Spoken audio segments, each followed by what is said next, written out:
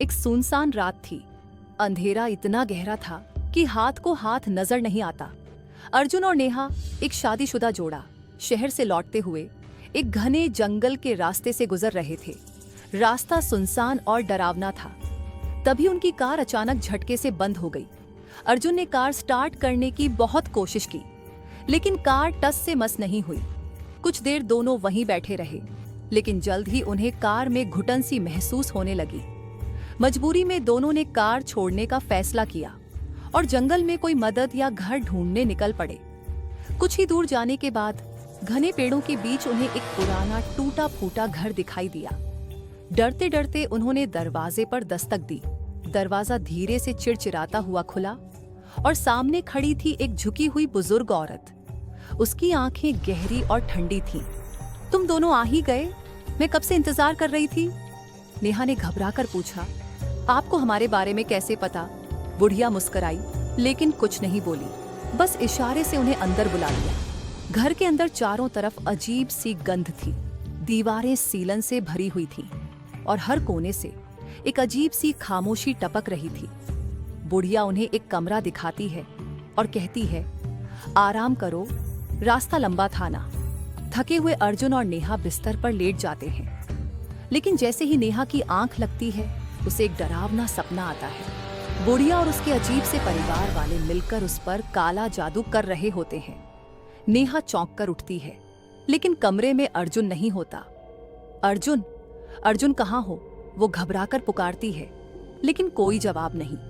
नेहा कमरे का दरवाजा खोलती है। सामने बस दरवाजे ही दरवाजे हैं, एक जैसा हर दरवाजा। वो एक दरवाजा खोलती है, पर बाहर का रास्ता नहीं मिलता, बस दीवारें और अंधेरा। तभी उसे एक पुराना लोहे का पहिया दिखाई देता है। वो उसे घुमाती है। तभी जमीन में से एक तहखाने का रास्ता खुलता है। डरते हुए वो नीचे उतरती है। नीचे का नजारा रूह कंपा देने वाला था। दीवारों पर सैकड़ों डरावनी गुड़ियां टंगी हुई थीं। सभी की शक्ल एक जैसी, और वो शक्ल नेहा की शक्ल से मेल खा रही थी। वो आगे बढ़ती है तो एक फोटो पर नजर पड़ती है। फोटो में एक चेहरा जो उसे घूर रहा था, जैसे जिंदा हो। जैसे ही नेहा उस फोटो को छूती है, उसमें से खून बहने लगता है। वो चीखते हुए भागती है, लेकिन तभी उसे सीढ़ियों से किसी के उतरने की आवाज सुनाई देती है। थक थक थक। बुढ़िया आ रही थी। नेहा डर के मारे एक कमरे में छुप जाती है, लेकिन तभी बाहर से बुढ़िया की आवाज आती है। छुपने का कोई फायदा नहीं, जितना तो डच पाओगी, मौत उतनी ही दर्दनाक होगी। बुढ़िया चली जाती है।